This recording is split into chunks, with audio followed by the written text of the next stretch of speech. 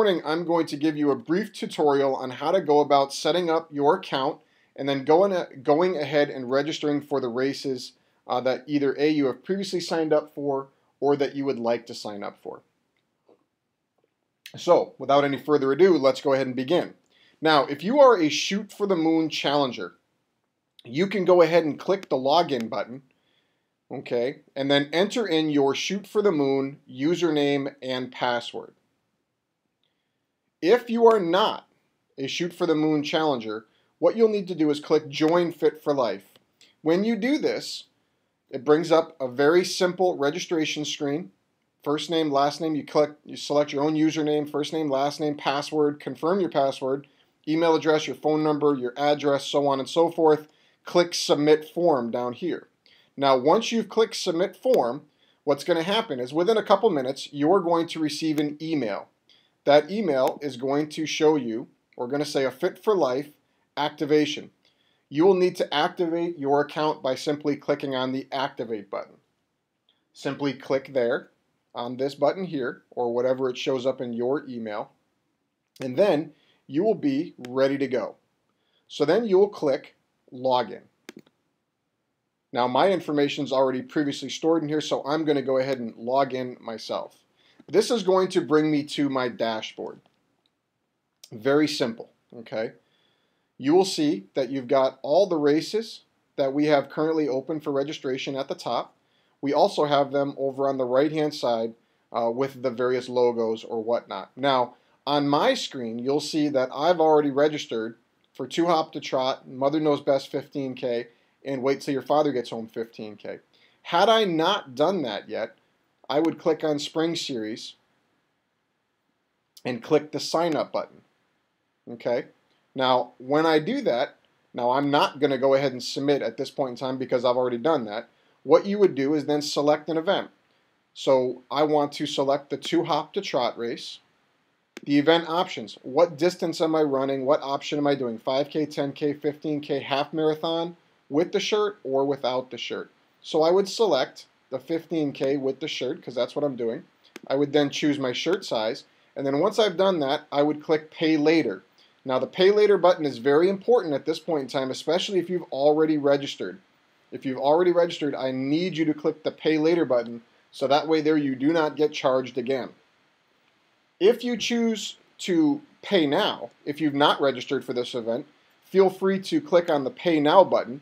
And well, see, I didn't select a shirt size. So if I clicked on the Pay Now button, that is going to bring me to an additional screen that'll show me the amount, what event I'm doing, shirt size, and I could click Pay Now again, and then that would bring me to an additional screen to enter my payment information. But since I've already paid, I'm not going to click Pay Now. Now, I did not register yet for the Earth Day run. So I'm going to go ahead and click on Earth Day, click on Sign Up, select an option. I'm going to be an adult with a guaranteed medal, and then I'm going to click Pay Later because I have already paid for my own race. Click Pay Later again. Now you'll see when the screen refreshes that Earth Day is now registered in my system. Now you'll notice to the right, actually I should probably do Birthday Bash because I'm registered for that as well. Let's knock it all out. Pay Later, and now I've got all of my events that I'm currently registered for in my dashboard. Now, for the 2 Hop to Trot race, which is coming up here in a few weeks, after I run my 15K, I'm simply going to come back to my dashboard and I'm going to click on 2 Hop to Trot.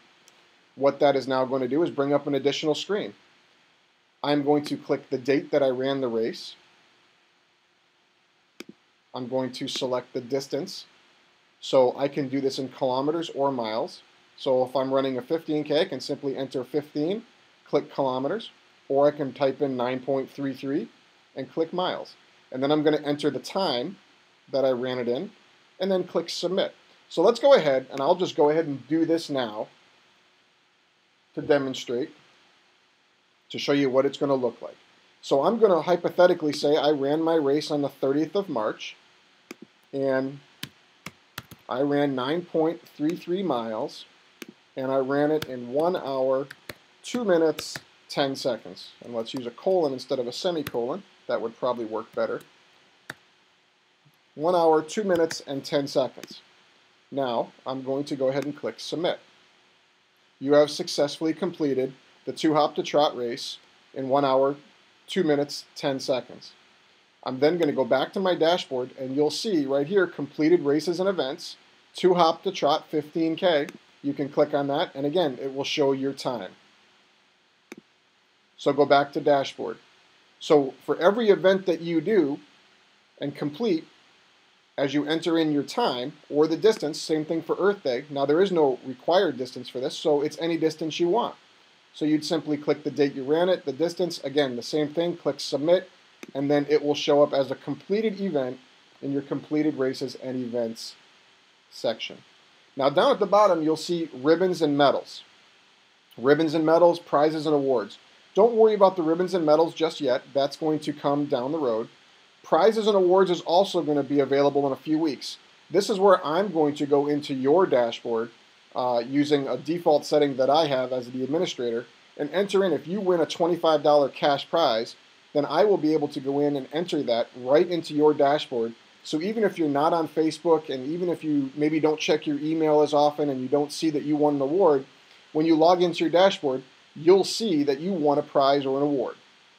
As we generate new races and new events and they become available, you will see those new events and races showing up here on the right-hand side of the screen. And then from that point there, if you'd like to register for that event, you would simply click on the event, and then you have the option to pay now or pay later. For those that are registered for Shoot for the Moon, you just simply click on Shoot for the Moon, and it is going to bring up your Shoot for the Moon page. Now mine is completely behind, and you'll notice that I haven't logged anything since February 25th, and yes, I know that I harp and preach on people to log their miles. I haven't yet done that myself since February 25th, so I need to get going on this. But you'll see when you click on Shoot for the Moon that it'll have your totals, it'll have the team totals, and then the remaining miles that we have left. And then it shows you everything that you've done from the very first day that you started your events. And then you can simply click on your dashboard. Now, if you're sharing a computer and you don't want anybody else to see your information, you can click Log Out, and then that will go ahead and bring you back to your regular screen. I hope this little tutorial has helped everybody in gaining a better understanding of how to operate the Fit for Life Race Series page. I do encourage you to go ahead and join Fit for Life, and even if you're not registered for one of our events, go ahead and join anyway. And that way there, when you see new events that come open and become open for registration, you can make the decision as to whether or not you'd like to do it.